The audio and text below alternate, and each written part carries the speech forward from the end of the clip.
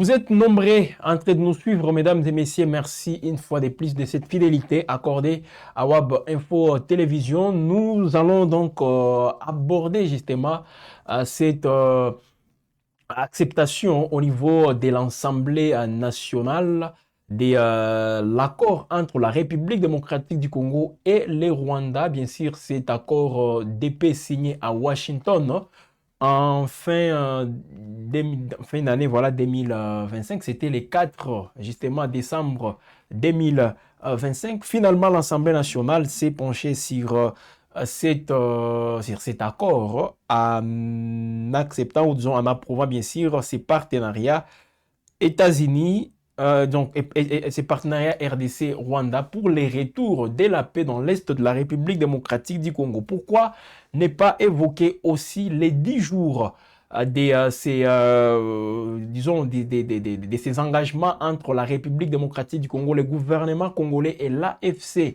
M23. Voilà donc aujourd'hui, mesdames et messieurs, après les engagements pris à Montréal, nous sommes à 10 jours, mesdames et messieurs, et donc on va voir où est-ce qu'on en est, surtout avec l'engagement sur l'échange des prisonniers. Kinshasa doit libérer les prisonniers qu'il garde toujours ou disons qu'il détient appartenant à l'AFCM 23. L'AFCM 23 doit faire autant aussi avec les quelques proches ou c'est là qui sont du côté de Kinshasa qui aujourd'hui sont détenus ou qui sont entre les mains de l'AFCM 23. On va donc revenir justement sur les deux accords, mesdames et messieurs, et on peut directement voir qu'est-ce qui s'est passé hier, lundi 27 avril 2026, à l'Assemblée nationale en République démocratique du Congo. Voilà, c'est aux chambres basses du Parlement qui a approuvé les deux accords majeurs signés l'an dernier par le président Félix Tshisekedi et son homologue Paul Kagame. Donc, les faits d'entériner ces accords-là. Alors, l'Assemblée nationale, tout le monde a critiqué, bien sûr, les silences côté Parlement congolais. On devrait peut-être commencer par justement la ratification, mais ben, tout d'un coup, c'est les deux chefs d'État qui avaient bien sûr entériné tout d'abord cet accord. Donc l'accord de paix avec les Rwanda et les partenariats économiques avec les États-Unis autour des minerais et de la sécurité, une ratification attendue après la polémique née de leur signature avant les votes des élus. Finalement, l'Assemblée nationale a donc ratifié. Les deux textes ont donc aussi été approuvés sans débat de fond ni amendement. À lire, bien sûr, chez nos confrères de la Radio France Internationale. Selon donc la commission mixte chargée de les examiner, la procédure est habituelle. Les députés ne se prononcent que sur les projets de loi transmis par les gouvernements, pas sur les fonds.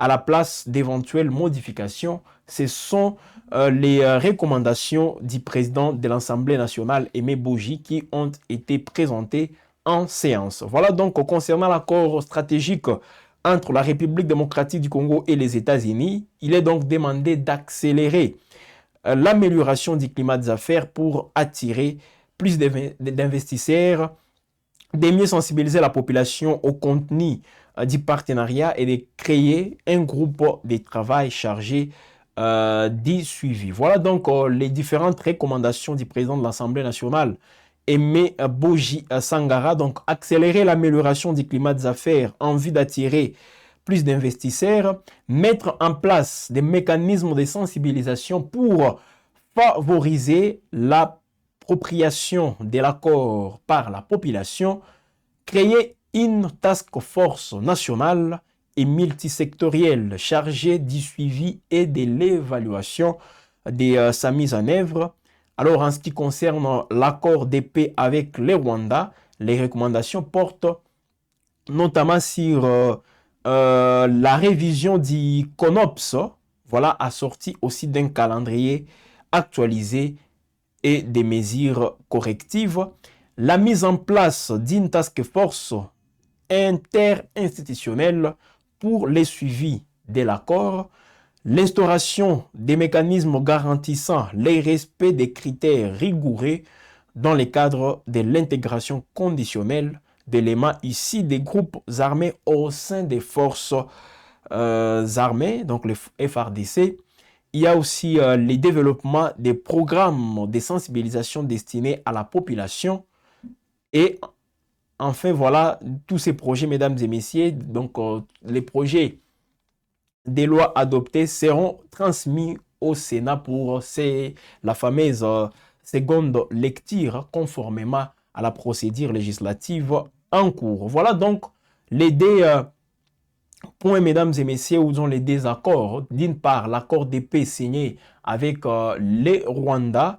Donc l'Assemblée nationale est favorable, mesdames et messieurs, à cet accord, tout en insistant justement sur les CONOPS. Voilà, donc les présidents de l'Assemblée nationale a donc formulé des recommandations, surtout concernant les CONOPS. Il veut à ce que les CONOPS soient revus avec un plan des opérations conjointes avec un nouveau calendrier. L'autre point sensible ici, c'est la mise en place, mesdames et messieurs, de ces mécanismes de contrôle avant toute intégration d'anciens combattants ici des groupes armés dans l'armée régulière. Voilà, donc il faut vérifier et surtout traiter ce qu'on dit les traitements des cas par cas pour se rassurer justement de ceux-là qui pourront plutôt intégrer les forces armées de la République démocratique du Congo. Les textes doivent désormais, comme je l'ai dit, être transmis au Sénat pour une seconde lecture. Donc on ne peut pas s'attendre aussi à des grandes modifications au niveau du Sénat, à part ce que l'Assemblée nationale a aussi formulé. Surtout, comme mesdames et messieurs, il suffit juste de faire, ou de donner un mot d'ordre au niveau même de l'exécutif, et les députés, comme ils sont tous de l'obédience union sacrée, c'est difficile qu'ils puissent s'opposer aux décisions déjà prises au niveau de l'exécutif. C'est un peu ça, l'accord RDC-Rwanda, donc ratifié à l'Assemblée nationale, et donc on est en train d'avancer, mais est-ce que sur le terrain, mesdames et messieurs, il y a des répercussions? Il y a aussi des avancées majeures. Jusque-là, on ne peut pas l'affirmer parce que même sur des médias interposés, les deux parties continuent toujours donc, comment dire, à s'accuser, voilà, sur toutes les violations des différents engagements où ils ont des désaccords pris dans les cadres même de Washington. Et c'est ce qui inquiète toujours. Pendant ce temps, mesdames et messieurs, comme vous le savez, l'AFC M23 et le gouvernement congolais ont parlé des avancées justement au niveau diplomatique, bien qu'il y a toujours aussi beaucoup à faire sur terrain, et c'est justement les engagements pris qui ne sont pas aussi suivis, mesdames et messieurs, des actes concrets.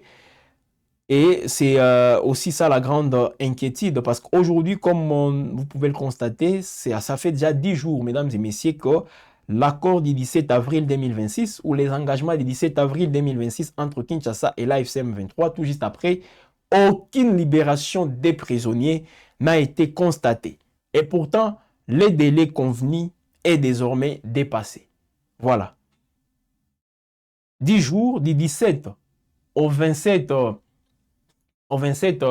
avril, ça fait 10 jours. Donc aujourd'hui, nous sommes le 28 et on est au-delà des 10 jours, mesdames et messieurs, convenus, malgré l'implication des États-Unis, du Qatar, de l'Union africaine et même du Togo. Parce que comme on l'avait révélé ici, les États-Unis ont joué un rôle aussi très important, au-delà du fait de participer plutôt dans ces discussions comme observateurs. Eh bien, les États-Unis étaient là aussi comme facilitateurs aux côtés du Qatar. Mais les choses n'avancent pas parce que déjà, plus de 10 jours après, on ne voit même pas des signaux aussi clairs. Et pourtant, Benjamin Bonimpa, secrétaire permanent de la FCM 23. Il fait partie de ces acteurs clés des négociations des Doha. Lui, il avait même annoncé la libération des 311 prisonniers du mouvement.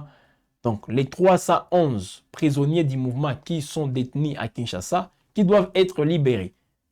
Les délais, comme vous le savez, viennent d'être dépassés. Et côté AFCM 23, ils doivent aussi libérer 168 détenus qui sont 366 détenus du gouvernement congolais qui aujourd'hui sont entre les mains de la FCM 23. Mais rien n'est fait jusque-là, 10 jours après. Qu'est-ce qui bloque?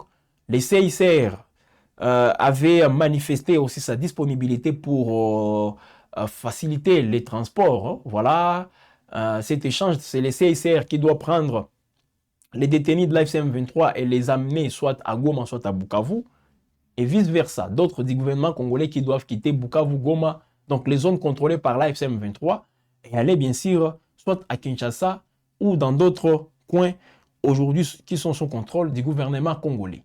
Alors, rien n'est fait 10 jours après, et c'est ça même l'inquiétude. Premier point de blocage déjà dans ces processus de Doha qu'on a délocalisé en Suisse récemment, eh bien, on peut prendre des engagements dans les salons diplomatiques, mais sur terrain, rien n'est fait en tout cas.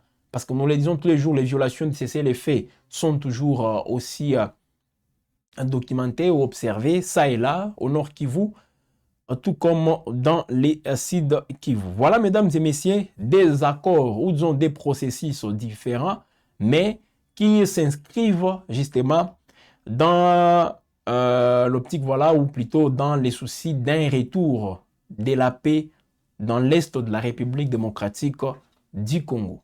À Washington, la RDC avait mené des discussions avec les Rwandais. Et le 4 décembre, il y avait un accord, mesdames et messieurs, signé. Mais cet accord, aussi sur terrain, on ne voit pas en tout cas les conséquences, ou même plutôt les signes positifs de cet accord. Parce qu'il y a toujours cette escalade entre Kinshasa et Kigali. De l'autre côté, à Doha, c'est l'AFCM 23, donc les mouvements politico-militaires actifs dans l'Est de la RDC, qui contrôle Goma, qui contrôle Bukavu, qui contrôle plusieurs localités dans les Rutshuru, dans les Massissi, dans les Lubero, même à Walikale, pour ceux qui est du Nord Kivu. Au Sud Kivu, c'est presque tous les territoires aujourd'hui qui, donc, où des localités justement sont contrôlées par l'AFCM 23. Et il y a des discussions, voilà, depuis avril, je crois avril 2025, et jusqu'à maintenant, mesdames et messieurs, les discussions continuent, des rounds, mais on ne voit pas aussi des avancées sur terrain. Voilà donc un point très important aussi à soulever donc dans cette tranche d'actualité, c'est bien sûr cette ratification, voilà, de ces accords de Washington. Il y a aussi l'aspect économique et sécuritaire. Hein. Et là, ce sont les accords bilatéraux entre Kinshasa et Washington qui ont été aussi ratifiés au niveau de l'Assemblée nationale. Les parlements, donc le Sénat va aussi faire cette seconde lecture pour finaliser, mesdames et messieurs, cette procédure. Voilà un peu ce qu'il faut retenir, mesdames et messieurs, concernant ces accords. Alors, sur le plan diplomatique, même au niveau parlementaire, oui, il y a des avancées, mais sur terrain, la sécurité ou la paix, de manière même temporaire, elle n'est pas encore aussi observée dans toutes les zones concernées. Alors, nous sommes à la fin. Je vous invite encore une fois à commenter. Voilà, dites-nous qu'est-ce que vous pensez, mesdames et messieurs, de cette étape. D'abord au niveau de l'Assemblée nationale, mais aussi 10 jours après, voilà, les engagements démontrés en Suisse. Où en sommes-nous avec la libération des prisonniers? Voilà, je viens de vous faire les points, mesdames et messieurs, sur cette situation. Il n'y a pas d'avancée jusque-là. Alors, qu'est-ce que vous pensez, mesdames et messieurs? Voilà, vos commentaires, vos points de vue sont donc les bienvenus dans la barre des commentaires. Voilà, aimez, partagez, commentez et surtout, abonnez-vous si c'est la première fois de suivre WAB Info. Ici, mesdames et messieurs, l'information nous intéresse beaucoup. Voilà, on est là pour vous aider à mieux comprendre tout ce qui se passe, particulièrement dans l'Est de la République démocratique du Congo. Voilà. Alors, il faut donc s'abonner en activant bien sûr aussi la cloche de notification pour rester tout le temps en alerte des nouvelles productions sur WAB Info. Faustin Mouiwa nous a réalisé, toute l'équipe WAB Info était aussi mobilisée pour que cette émission vous arrive aussi de manière impeccable. Merci à vous tous de nous suivre. Chaque jour, il y a des nouvelles sur WAB Info. Donc, si vous voulez toujours rester actualisé, il faut donc aussi rester accroché. Il faut vous accrocher bien sûr sur WAB Info Télévision. Bonne suite du temps chez vous, mesdames et messieurs.